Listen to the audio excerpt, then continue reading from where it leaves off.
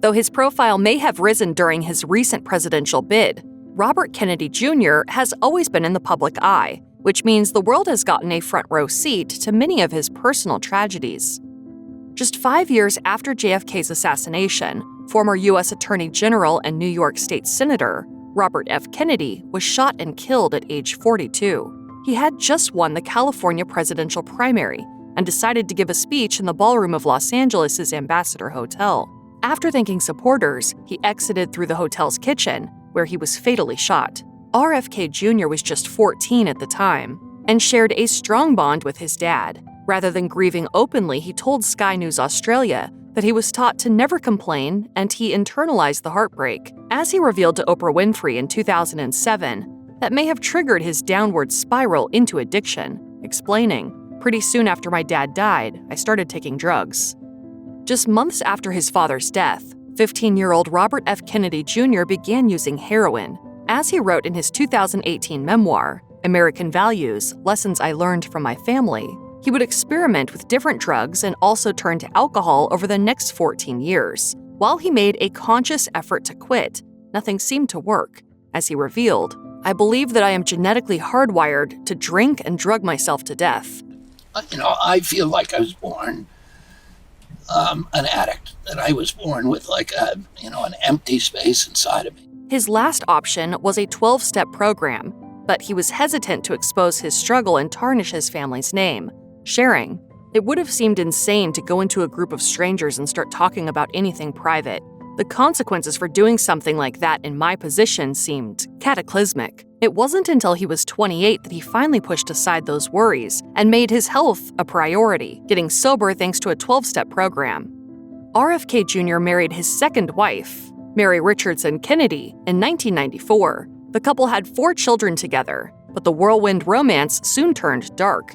Mary reportedly struggled with mental health and addiction, and R.F.K. Jr. filed for divorce in 2010, accusing her of often being intoxicated and threatening suicide in front of their kids. Their split was still pending in 2012 when Mary died by suicide. Friends soon blamed R.F.K. Jr. for the tragedy, with one telling the New York Post that Mary turned to prescription drugs and alcohol to cope with her husband's infidelity and eventual divorce. Another source claimed to Radar Online she was concerned that Robert was about to substantially reduce the amount of financial support he gave her, and she was terrified she would have to file for bankruptcy and lose her home. For his part, R.F.K. Jr. boldly addressed the claims in a eulogy at Mary's funeral, saying, "I know I did everything I could to help her."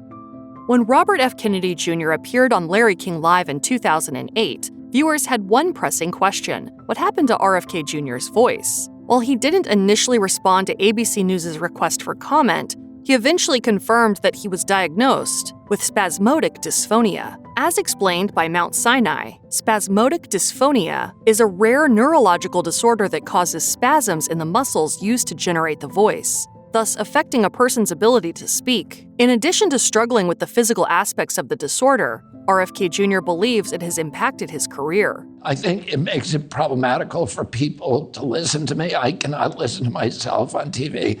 That pushed him to try various experimental treatments, including a novel procedure in Japan, which he said made a huge difference. When J.F.K. was shot and killed in Dallas, Texas on November 22, 1963, it rocked the nation and the world and left his family shattered. Speaking at a 2013 event marking the 50th anniversary of the president's death, R.F.K. Jr. opened up about the impact that day had on his father. He told listeners that his dad spent an entire year reading books by various philosophers, poets, and scholars as he tried to come to terms with JFK's tragic death, saying, "He was trying to figure out kind of the existential implications of why a just God would allow injustice to happen of the magnitude he was seeing." R.F.K. Jr. soon became obsessed with figuring out what really happened that day. While Lee Harvey Oswald was sentenced for the crime, R.F.K. was convinced the CIA was involved, and he claimed that his father had the same notion. It was my father's first instinct that the agency had killed his brother.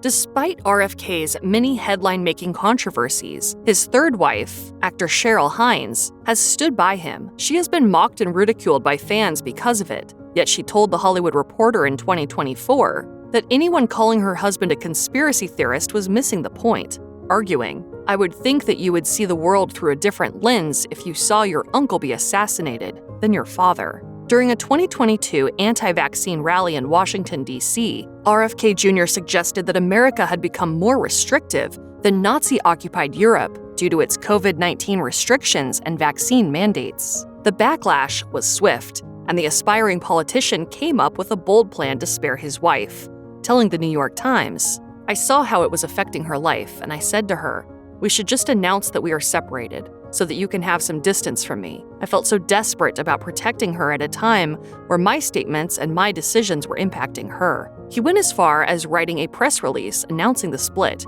but Hines shut down the idea.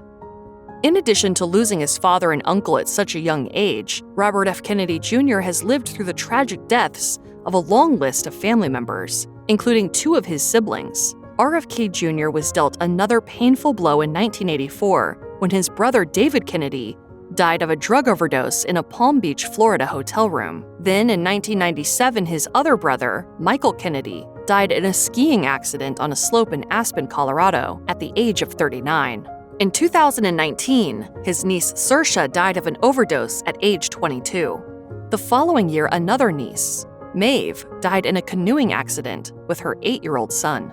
If you or anyone you know needs help with addiction issues or is in crisis, contact the relevant resources below. Visit the Substance Abuse and Mental Health Services Administration website or contact SAMHSA's National Helpline at 1-800-662-HELP-4357. Call or text 988 or chat 988lifeline.org.